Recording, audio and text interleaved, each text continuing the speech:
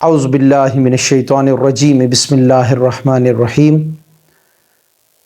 توحید سے متعلق جو دروس ہیں، آج ہم اس کے پہلے درس میں، پہلی نشست میں حاضر ہیں، اور اس کو ہم سورہ اخلاص سے شروع کریں گے، کیونکہ قرآن کریم میں توحید جگہ جگہ بیان ہوئی ہے، جا بجا بیان ہوئی ہے، لیکن جیسی توحید اللہ نے اور جیسی توحید اور اپنی خصوصیات کو اللہ نے سورہ اخلاص یعنی قل ہو اللہ شریف میں بیان فرمایا ہے، وہ بے مثل ہے۔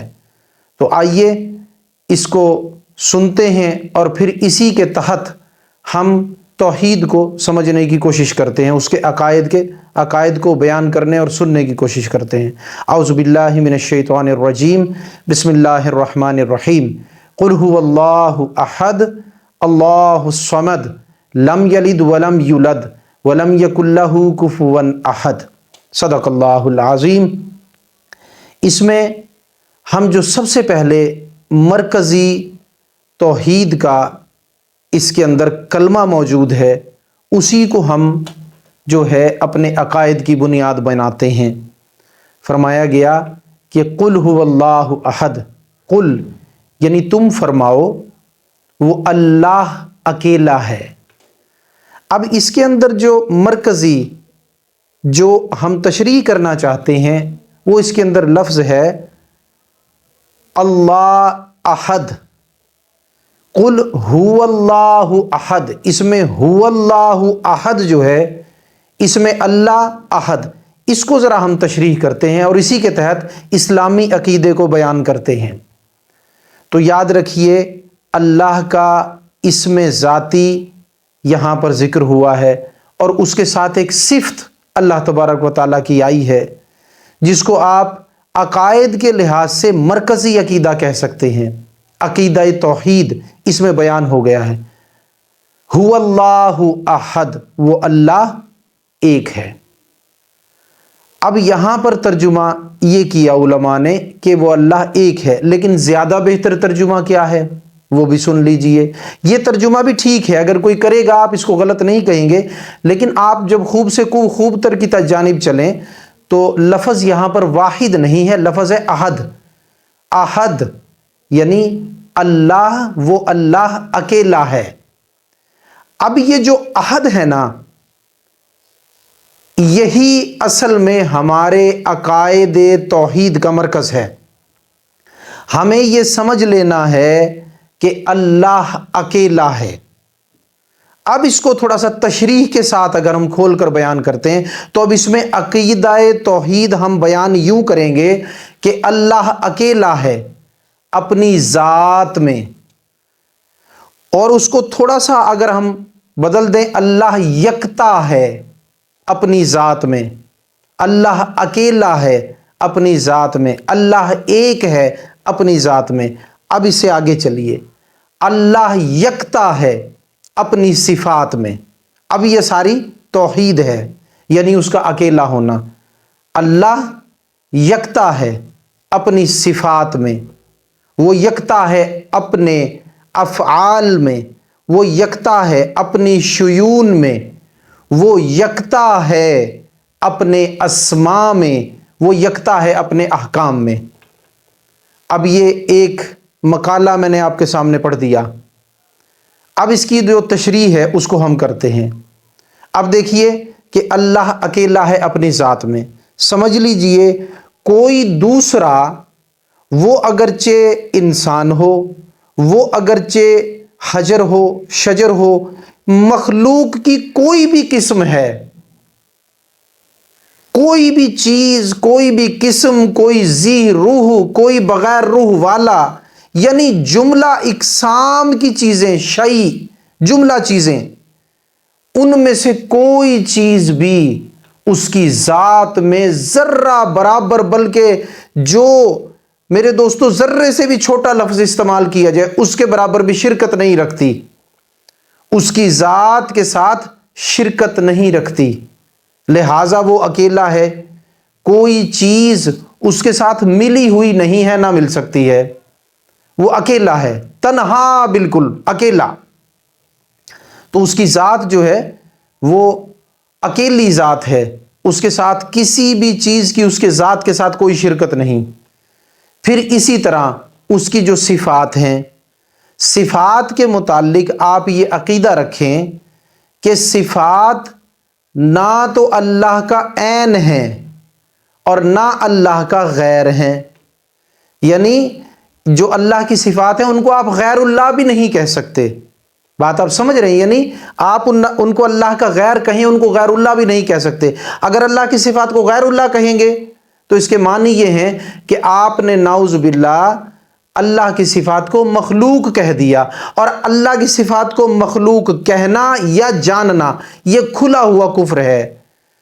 تو اس لیے اللہ کا غیر اس کی مخلوق ہے، تو صفات چونکہ اللہ کی خصوصیات ہیں، آپ سمجھتے ہیں نا؟ اگر آپ کو سمجھانے کے لیے مثال بیان کروں تو آپ اس کو، ویسے تو اللہ کی ذات کے بارے میں کوئی مثال بھی نہیں دی جا سکتی، لیکن آپ کو عقلی طور پر سمجھانے کے لیے بلا تمثیل و مثال میں آپ کو یہ کہتا ہوں کہ کوئی ایک شخص ہے، زید بکر کوئی بھی ہے، تو اب وہ شخص اپنی ذات کے اندر ایک ذات ہے، اب اس کے اندر کچھ خصوصیات ہیں، یعنی دیکھنا، سننا، بولنا، جاننا، یہ سب اس کی صفات ہیں، جس کو آپ خصوصیات بھی کہہ لیتے ہیں، لیکن یہ سب کیا ہیں؟ اس کی صفات۔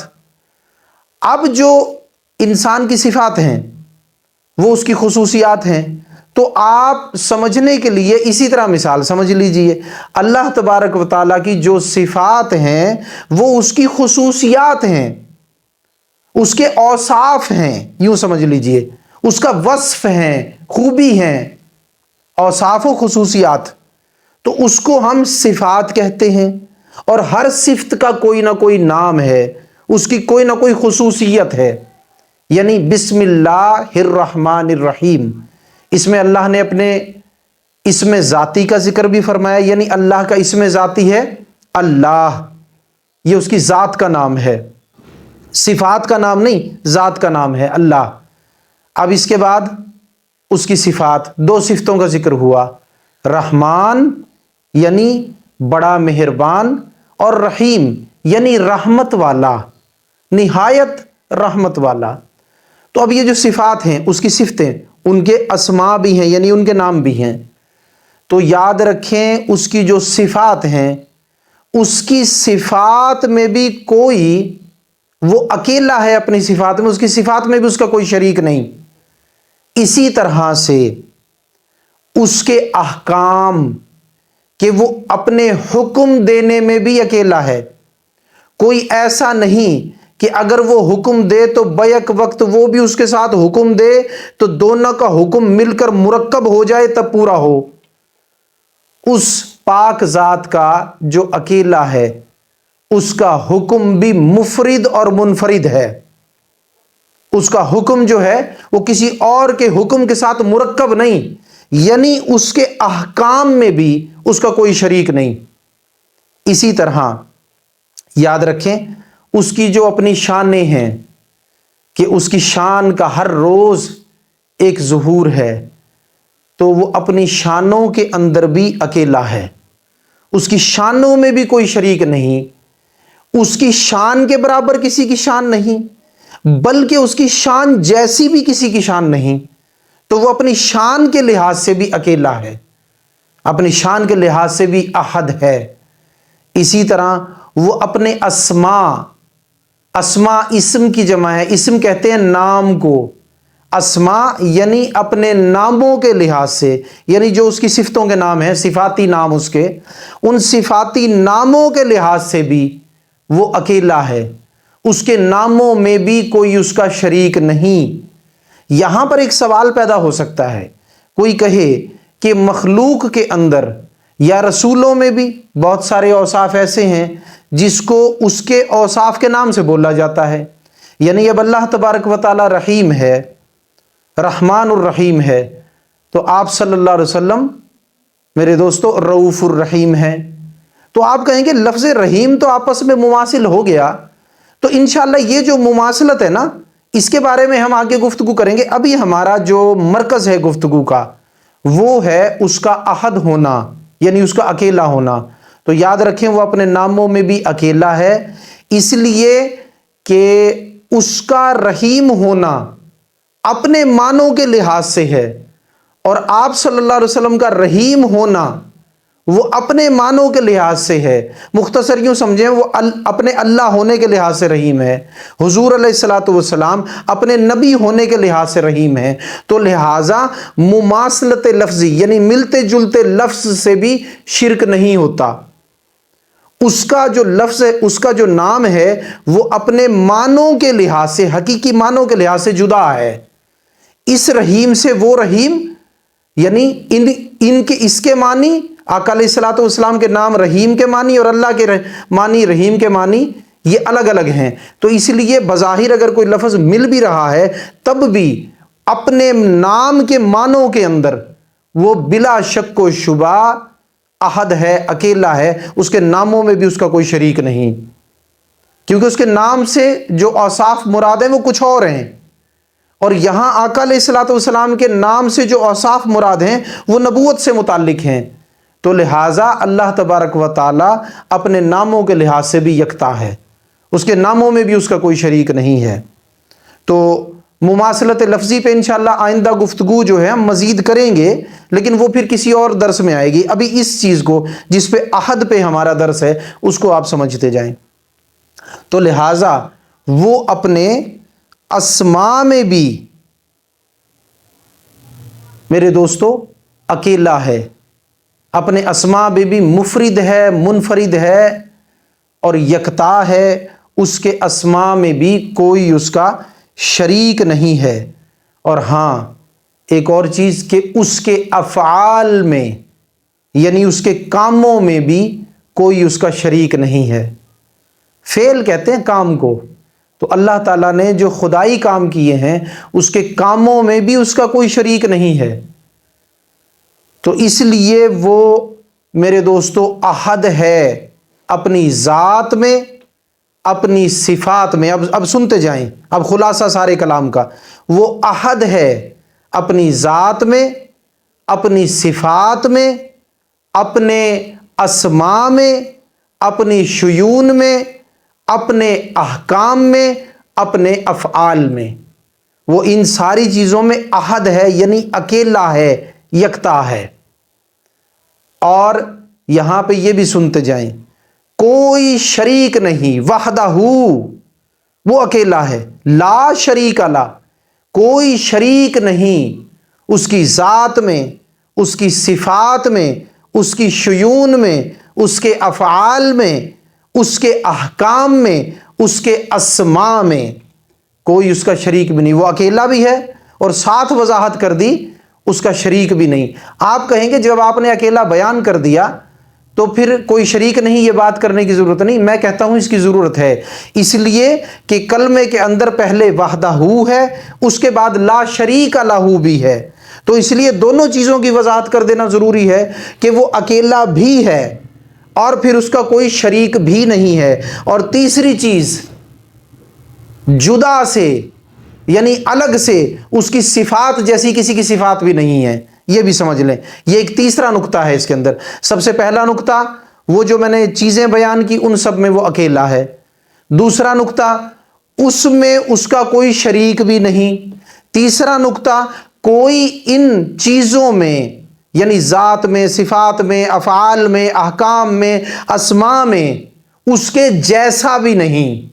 یہ بنیادی تین عقیدے اب آپ کو رکھنے ہیں کہ وہ احد ہے ان ساری چیزوں میں، پھر اس کا کوئی شریک نہیں ان ساری چیزوں میں، پھر اس کے جیسا بھی کوئی نہیں ان ساری چیزوں میں، یعنی کوئی ایسا بھی نہیں ہے کہ کسی ایک صفت میں بھی اس کے جیسا ہو، ذات میں اس کے جیسا ہو، اسماء میں اس کے جیسا ہو، افعال میں اس کے جیسا ہو۔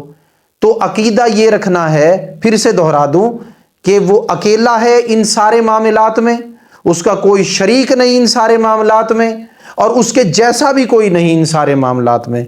تو آج ہم نے جو ہے توحید کے درس کو مختصراً مکمل کیا، حالانکہ توحید ایک ایسی چیز ہے کہ اس کے اوصاف، اللہ تبارک و تعالیٰ کی توحید کے جو اوصاف ہیں، اس کو اگر لکھنا شروع کیا جائے اور زمین و آسمان ورق بن جائیں اور تمام درختوں کی قلمیں بن جائیں اور تمام دریا سمندروں کی سیاہی بن جائے اور تمام جن و انس اور فرشتے تمام مخلوق لکھنے والی بن جائے تو قلم ختم ہو سکتے ہیں، مخلوق لکھتے لکھتے بالآخر ختم ہو سکتی ہے، یہ ورق جو کائنات کا بنے گا یہ سب پورا ہو سکتا ہے، سب دریاؤں کی سیاہی استعمال ہو کر ختم ہو سکتی ہے، لیکن ذات باری تعالیٰ کی توحید کو، اس کی صفات کو، اس کے افعال اور شیون کی شانوں کو اور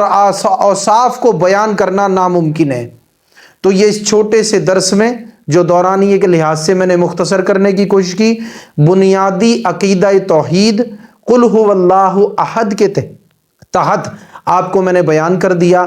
تو اس کو ایک مرتبہ سنیں، سمجھ میں نہ آئے پھر سے سنیں، پھر سمجھ نہ آئے پھر سے سنیں، اور اس کو مکمل اپنے دل میں بٹھائیں اور اس کے مطابق عقیدہ رکھیں۔ یہ عقیدہ کسی ایک فرقے کا نہیں بلکہ اسلامی بنیادی عقیدہ توحید ہے۔ تو اس لیے میرے دوستو اس کو اپنے دلوں میں بٹھائیں اور عقیدہ اس کے مطابق رکھیں۔ انشاءاللہ جو دوسرا درس ہوگا اس کے بارے میں ہم توحید کے بعد جو ہے پھر شرک پر بھی گفتگو کریں گے اور دوسری چیزوں پر بھی، جس طرح سے ترتیب قائم ہوگی صفات پر بھی۔ اللہ تبارک و تعالیٰ سے دعا ہے کہ جو کچھ میں نے بیان کیا اللہ تبارک و تعالیٰ اس کو سننے، سمجھنے اور اس پر عمل کرنے اور اس کے مطابق عقیدہ رکھنے کی توفیق عطا فرمائے۔ وما علینا الا البلاغ المبین۔